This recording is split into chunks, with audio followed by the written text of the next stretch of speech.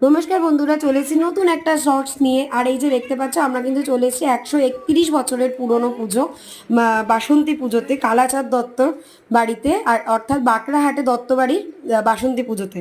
আমরা কিন্তু সৃজিতা অয়নের ডাকে চলে গিয়েছিলাম সেদিনকে। আর এই যে দেখতে পাচ্ছ, আমরা রিও আর চিনিকে নিয়ে রিমি, আমি আর প্রাণ কিন্তু ওদের বাড়ির দিকে পৌঁছে গেছি। আর চিনির পাপা কিন্তু ও অনেকটা বেলা করেই এসেছিল। আর এই যে দেখতে পাচ্ছ, আমরা কিন্তু কালাচাঁদ দত্ত ভবনে পৌঁছে গেছি।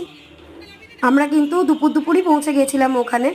প্রথমে অয়নদের বাড়িতে গেলাম, ওইখান থেকে অয়নদের পুরনো বাড়ি অর্থাৎ যেখানে মায়ের পুজো হয় আমরা সেখানে পৌঁছে গিয়েছিলাম। যাই হোক, এখানে দেখতে পাচ্ছ এখানে কিন্তু প্রোগ্রাম চলছে। মা দুর্গার 9টি রূপের বর্ণনা দেওয়া হয়েছে এখানে। আর চিনি কিন্তু খুব ইন্টারেস্ট নিয়ে প্রোগ্রামটা দেখছিল।